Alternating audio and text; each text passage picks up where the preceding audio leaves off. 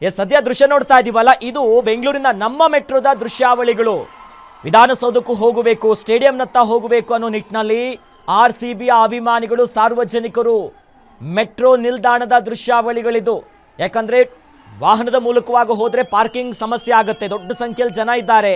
ಮತ್ತೊಂದು ಕಡೆಯಲ್ಲಿ ಓಡಾಡೋದಕ್ಕೆ ಸಮಸ್ಯೆ ಆಗೋ ನಿಟ್ಟಿನಲ್ಲಿ ಈಗಾಗಲೇ ಪೊಲೀಸ್ ಅಧಿಕಾರಿಗಳು ಕೂಡ ಸಾರ್ವಜನಿಕ ವಾಹನಗಳನ್ನೇ ಬಳಸಿ, ಮೆಟ್ರೋ ಬಳಸಿ, ಬಸ್ ಬಳಸಿ ಅನ್ನೋ ಸೂಚನೆ ಕೊಟ್ಟಿದ್ರು. ಅದರ ಬೆನ್ನಲ್ಲೇ ಮೆಟ್ರೋ ನಿಲ್ದಾಣದಲ್ಲೂ ಕೂಡ ಎಲ್ಲ ನೋಡಿದ್ರೆ ಇವತ್ತು ಏನು ಕೇಳಿದ್ರೆ ಬೆಂಗಳೂರಿನಲ್ಲಿ RCBಯ ಹಬ್ಬ.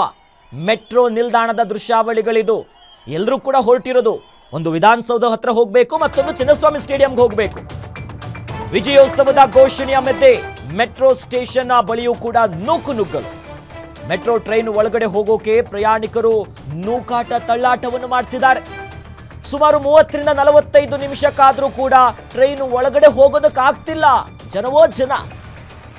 IPL ಕಪ್ಗೆ 17 ವರ್ಷ ಕಾದಿದ್ದೇವೆ, ಇದು ಯಾವ ಲೆಕ್ಕ ಅಂತಿದ್ದಾರೆ RCB ಅಭಿಮಾನಿಗಳು. ಕೆಂಪೇಗೌಡ ಸ್ಟೇಷನ್ನಲ್ಲಿ RCBಯ ಜೆರ್ಸಿ ಬಾವುಟಗಳು ರಾರಾಜಿಸ್ತಿವೆ. ಗೆಲುವಿನ ಜಾತ್ರೋತ್ಸವ ನಡೀತಾ ಇದೆ ಕೆಂಪೇಗೌಡ ಮೆಟ್ರೋ ನಿಲ್ದಾಣದಲ್ಲಿ.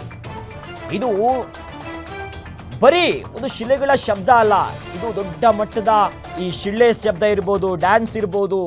RCBಯ ಅಭಿಮಾನಿಗಳು ಸಂಭ್ರಮಿಸ್ತಿದ್ದಾರೆ. ಮೆಟ್ರೋ ನಿಲ್ದಾಣದ ದೃಶ್ಯಾವಳಿಗಳನ್ನು ಗಮನಿಸ್ತಾ ಇದ್ದೀವಿ. ಮೆಟ್ರೋ ಹತ್ತೋದಕ್ಕೆ ಪರದಾಡ್ತಿದ್ದಾರೆ, ನೂಕುನುಗ್ಲಾಗ್ತಿದೆ. ಜನವೋ ಜನ. ಹೆಂಗ್ ಕಾಲಿಡೋದು, ಯಾವ ರೀತಿಯಾಗಿ ನಿಭಾಯಿಸೋದು ಅನ್ನೋದೇ ಮೆಟ್ರೋ ಸಿಬ್ಬಂದಿಗಳ ತಲೆನೋವಾಗಿದೆ.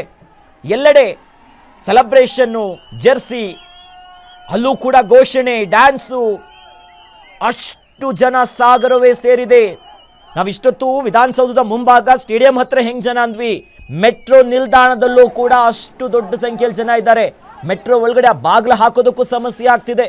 ಒಳಗಡೆ ಅಂತೂ ತುಳುಕಿದ್ದಾರೆ. ಈ ಬೇರೆ ಬೇರೆ ಮುಂಬೈಯಲ್ಲೆಲ್ಲ ಪ್ರತಿನಿತ್ಯ ಹೆಂಗ್ ಜನ ತುಂಬಿರ್ತಾರೆ ಆ ದೃಶ್ಯಗಳು ಇವತ್ತು. ಯಾಕಂದ್ರೆ ಜನ ಹೋಗ್ತಾ ಇರುವಂಥದ್ದು ವಿಧಾನಸೌಧಕ್ಕೆ ಮತ್ತು ಸ್ಟೇಡಿಯಂ ಬಳಿ. ನೋಡಬೇಕು, ಕಣ್ತುಂಬಿಸ್ಕೊಳ್ಬೇಕೆನ್ನುವಂಥ ನಿಟ್ಟಿನಲ್ಲಿ ಕಪ್ಪು ಹಿಡ್ಕೊಂಡು ಕೊಹ್ಲಿ ಅವರು ಇವತ್ತು ಹೆಂಗೆ ಎಂಟ್ರಿ ಕೊಡ್ತಿದ್ದಾರಲ್ಲ, ಆ ದೃಶ್ಯವನ್ನು ಕಣ್ತುಂಬಿಸ್ಕೊಳ್ಳೋದಕ್ಕೆ